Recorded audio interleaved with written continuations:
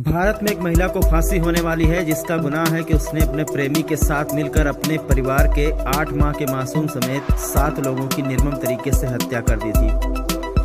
भारत की न्यायपालिका फांसी की सजा सुना चुकी है। बताया जाता है विवेचक के शब्दों में इतनी सच्चाई थी, उस हिसाब से 29 सेकंड में फांसी की सजा जज ने सुना दी थी। आइए आपको बताते हैं कि आखिर एक महिला होकर कैसे उसने एक मासूम व 3 महिलाओं समेत घर के 6 लोगों की निर्मम तरीके से हत्या कर दी थी। उत्तर प्रदेश के अमरोहा जिले में 14 और 15 अप्रैल 2008 की रात क़यामत की रात थी। इसी रात थाना हसनपुर के बावन खेड़ी गांव के एक घर से रात के 2 बजे जोर जोर से चीखें सुनाई पड़ती हैं। एक लड़की जिसका नाम शबनम है, वह चिल्ला रही है कि बचाओ बचाओ, घर वालों को किसी ने मार डाला। उसी वक्त आंधी और पानी आ जाता है। बहुत लोग दूर दराज अपने छतों पर सोए हुए थे। शोर सुनकर सब लोग दौड़े हुए आते हैं। तब लोहे का गेट बाहर का अंदर से बंद था। शबनम अंदर से आकर गेट खोलती है और भीड़ में आकर बेहोश हो जाती है। उसके बाद जब लोग घर में प्रवेश करते हैं तो वहां सभी के बिस्तर पर गला रेती हुई 7 लाशें मिलती हैं। शबनम रोते हुए आती है उसी भीड़ में और वहीं पर बेहोश हो जाती है। उसके बाद जब लोग घर में प्रवेश करते हैं तो वहां सभी के बिस्तर पर गला रेती हुई 7 लाशें मिलती हैं। वहां शबनम के माँ हाशमी, शबनम के पिता शौकत, भाई अनीस, भाई राशिद, भाभी अंजुम और एक फुफेरी बहन राबिया व शबनम का भतीजा 8 माह का अर्श, कुल मिलाकर 7 लाशें पड़ी थी, जिसमें से 6 लोगों की गर्दन कटी हुई थी। उसमें से सिर्फ एक 8 माह का बेटा अर्श बचा था, जिसकी गर्दन नहीं काटी गई थी, उसका गला दबाया गया था। मौके पर पुलिस पहुंचती है, उसके होश उड़ जाते हैं।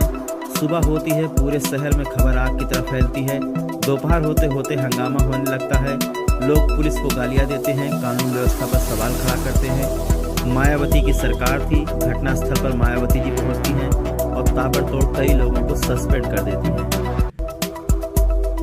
शबनम ने पूरी घटना को लूटपाट की घटना बताई, जिसके बाद पुलिस महकमे में हड़कंप मच गया और पुलिस की कई टीमें लगाई गई लुटेरों को पकड़ने के लिए। लेकिन 48 घंटे बीत जाने के बाद भी पुलिस के हाथ कोई सुराग नहीं लगता है। शबनम सदमे में थी, उससे ज्यादा पूछताछ होती नहीं थी। इसी बीच 100 का पोस्टमार्टम कराया जाता है और 100 के पेट में नशीली दवाओं का सैंपल मिलता है। सबसे पहले पुलिस को यही शक हुआ था कि कत्ल से पहले नशीली दवाएं खिलाई गई हैं। इसी के आधार पर शबनम का भी मेडिकल कराया जाता है और उसके पेट में नशीली दवाएं नहीं मिलती हैं, लेकिन उनके पेट में 2 माह का गर्भ मिलता है और यही 2 माह का गर्भ इस हत्याकांड की सबसे बड़ी वजह बनता है। आइए आपको बताते हैं कि कत्ल करने में क्या कमियां रह गई, जिसकी वजह से शबनम पकड़ी गई। मोहब्बत और मोबाइल। कहते हैं जब मोबाइल का दौर शुरू हुआ तो लेटर लिखने का दौर खत्म हुआ। काश मोहब्बत में लेटर का दौर जारी रहता तो कत्ल इतनी जल्दी इतनी आसानी से नहीं हो जाता। मोबाइल के दौर में शबनम को गांव के एक 5वीं पास लड़के से मोहब्बत हो गई। शबनम पढ़ी लिखी AA थी, उसका परिवार अमीर था। उसके पिता अध्यापक रह चुके थे। सलीम की मोहब्बत के बारे में उसके घर वालों को पता चल चुका था और सब लोग इसका विरोध कर रहे थे। शबनम इकलौती लड़की थी, घर वाले धूमधाम से उसकी शादी करना चाहते थे, लेकिन मोहब्बत में अंधी हो चुकी शबनम यह सब नहीं सोचती थी। इसी बीच दोनों का मेल मिलाप होता गया। इसी बीच उनके बीच सेक्स हुआ और गर्भ रुक गया। एक जालिम मोहब्बत, दूसरा पेट में बच्चा। दोनों शबनम को खाए जा रहे थे। दोनों को शादी करना था, लेकिन शादी करके कहाँ जाते। सलीम कुछ कमाता नहीं था। इधर शबनम ने सलीम से कहा कि कुछ करो नहीं तो मैं अपनी जान दे दूंगी। सलीम ने शबनम से भाग चलने को कहा, लेकिन उनके पास पैसे नहीं थे। फिर धीरे धीरे शबनम को इतना टेंशन हुआ कि उसने मोहब्बत के आड़े आ रहे पूरे घर वालों को हटाने की सोच ली। शबनम ने सलीम से बात की कि पूरे घर वालों को रास्ते से हटा दिया जाए, जिससे घर धन दौलत सब अपने पास हो जाएगा और मैं इकलौती मालकिन हो जाऊंगी। फिर आराम से तुमसे शादी कर लूंगी। मोहब्बत के नशे में अंधे हो गए दोनों की बुद्धि भ्रष्ट हो गई। उन्होंने सोचा कि सबको रास्ते से हटाकर जिंदगी जिया जा सकता है, लेकिन शायद ऊपर वाले को यह मंजूर नहीं था। प्लान के मुताबिक लगभग 1 हफ्ते पहले ही शबनम ने सलीम से नशीली दवाइयाँ मंगवाई थी नींद के लिए। वह नशीली दवाइयाँ शबनम अपने पास रखे हुई थी और रोज ही चाय में डालने की बात सोचती थी, लेकिन रुक जाती थी। फिर रात आई 14 अप्रैल 15 अप्रैल 2008 की।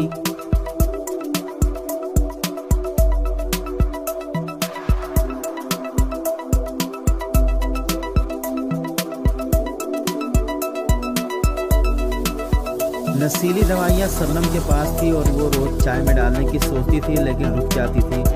फिर रात आई 14 अप्रैल 2008 की। शबनम ने इस काम को अंजाम दिया। बताया जाता है उनके घर में 1 लीटर दूध आता था। उस दिन शबनम ने 2 लीटर दूध लिया था ताकि दवाइयाँ मिलाने पर किसी को शक न हो। शाम के टाइम 8 और 9 बजे के करीब सब लोग खाना खा लिए और इकट्ठे बैठकर सब लोग बातें कर रहे थे। फिर शबनम ने वह नशीली चाय बनाई और चाय सभी को पिलाई, जिसमें एक 8 साल का भतीजा था और वो चाय नहीं पीता था। बाकी 7 लोगों ने चाय पिया। चाय पीने के बाद सबको गहरी नींद आ गई। तसल्ली करने के लिए शबनम सबके कमरे में गई, उठापटक किया, लेकिन कोई भी शबनम के आहट पर उठा नहीं, तो शबनम समझ गई कि सब लोग गहरी नींद में सो गए हैं।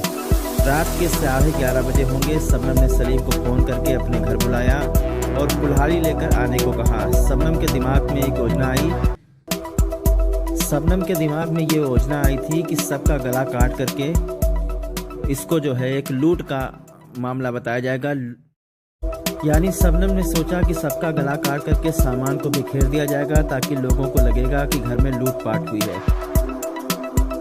रात के 1 बजे के करीब बारी बारी से जा करके घर के सभी 7 लोगों का गर्दन शबनम ने काट दिए। 8 महीने का बच्चा था, उसका गला घोट दिया और पूरी घटना को अंजाम देने के बाद सलीम कुल्हाड़ी लेकर चला गया, घर से दूर एक तालाब में फेंक दिया। इसके बाद शबनम ने छत पर जाकर हल्ला मचाना शुरू किया। इसके बाद सारे लोग इकट्ठा हो गए। आइए आपको बताते हैं कि आखिर वो क्या कमियां रह गईं जिससे शबनम पकड़ी गई। जब शबनम ने हल्ला मचाया था, गांव के लोग दौड़े आए थे, तो शबनम का आगे का गेट बंद था। गेट लोहे का बना था, काफी मजबूत था। पुलिस को सबसे पहले शक हुआ कि लोहे का जो गेट है उसको न तोड़ा गया है न ढकेला गया है। उसके बाद पुलिस का शक गया पीछे की तरफ पुलिस ने देखा तो जो दीवार थी वो 14 फुट की दीवार थी। जिस तरह से शबनम ने पुलिस को भ्रमित किया था कि घर के पीछे से कुछ लोग चढ़कर आए थे, जब सुबह हुई तो पुलिस ने पीछे जाकर देखा तो वहां पर ना तो किसी को पैरों के निशान मिले, ना ही कोई सीढ़ी लगाने का साक्ष्य मिला। इसके बाद पुलिस ने शबनम से सवाल पूछा कि जब घर के सारे लोग अंदर थे तो तुम अकेले छत पर क्या कर रही थी? तो शबनम ने कहा कि मैं छत पर सो रही थी और यही बात किसी के गले नहीं उतर रहा था। पोस्टमार्टम की रिपोर्ट में खुलासा हुआ कि मौत से पहले सबको नशीली दवाई खिलाई गई है, जिससे पुलिस ने अंदाजा लगा लिया कि नशीली दवाई खिलाने का काम किसी घर वाले का ही हो सकता है। इसी बीच चाय पत्ती के डिब्बे के अंदर से एक सिम कार्ड मिला जिसमें कत्ल वाली रात 55 बार कॉल की गई थी सलीम के मोबाइल पर। पुलिस ने सलीम को धर दबोचा और सलीम ने अपना पूरा गुनाह कबूल कर लिया। लगभग 1 महीने बाद शबनम भी टूट गई और उसने पूरी घटना बताई। शबनम की सभी दया याचिका आज लगभग खारिज हो चुकी है। शबनम को फांसी देने की तैयारी की जा रही है क्योंकि शबनम का अपराध एक जघन्य अपराध की श्रेणी में रखा गया है जिसमें माफी की कोई गुंजाइश नहीं है। मोहब्बत के नशे में अंधे होकर जिस तरह बेरहमी से उसने अपने घर वालों की हत्या की, इससे पूरा उत्तर प्रदेश ही हैरान रह गया। आज भी उस गांव में कोई अपनी बेटी का नाम शबनम नहीं रखता है। शबनम के परिवार में अब जो है खाली उनके 7 कब्रें बची हैं जो उनके घर के पास ही बनी हुई हैं और घर की दीवारों पर आज भी खून के धब्बे हैं। शबनम के घर के पास में 7 लोगों की कब्रें हैं। अमरोहा जनपद के 52 खेड़ी गांव को अब लोग शबनम के गांव के नाम से भी जानते हैं और शबनम को महिला खलनायिका के रूप में देखा जाता है। अपने प्रेमी को पाने के चक्कर में शबनम ने जो अपराध किया शायद दुनिया में किसी ने न किया हो। नरसंहार के बारे में आपने बहुत सुना होगा, लेकिन उत्तर प्रदेश का यह नरसंहार जब भी कोई सुनता है तो यूँ कहता है कि अगर फांसी से बढ़कर कोई सजा हो तो इस महिला को दी जाए। अभी आपको बता दें कि 2 माह का गर्भ 9 माह बाद जेल में बच्चे के रूप में जन्म लेता है। शबनम और सलीम के बच्चे का नाम ताज मोहम्मद है जो 6 साल तक जेल में ही रहा। इसके बाद शबनम के एक दोस्त ने उसे गोद ले लिया। शबनम ने इस हत्याकांड को एक फिल्मी ड्रामे की तरह क्रिएट करने के बारे में सोचा था, लेकिन फिल्मों में और हकीकत में काफ़ी फ़र्क होता है। फिल्मों में डायरेक्टर स्क्रिप्ट लिखता है और हकीकत में पुलिस स्क्रिप्ट लिखती है। इस केस की विवेचना कर रहे दरोगा आरपी गुप्ता को राज्य सरकार ने कई पुरस्कार से नवाजा है। कत्ल के 72 घंटे में ही शबनम और सलीम को पकड़ लिया गया था। तो ये आप देख रहे हैं अमरोहा जनपद की सबसे भयानक हत्याकांड की दास्तान हमने आपको सुनाई। 14 अप्रैल 2008 को जो है अमरोहा जनपद में एक ऐसी हत्या हुई थी जिसमें एक 24 साल की लड़की शबनम, जो पढ़ी लिखी लड़की थी, उसने किस तरीके से चाय में जहर मिलाया और चाय में जहर मिलाने के बाद पूरे परिवार वालों को खिला दिया और अपनी मोहब्बत सलीम को पाने के चक्कर में उसने अपने घर के 7 लोगों का बेरहमी से कत्ल कर दिया। आपको बता दें कि जब ये कत्ल हुआ तब मायावती की सरकार थी और 72 घंटे में ही कत्ल का राजफाश भी कर दिया गया था।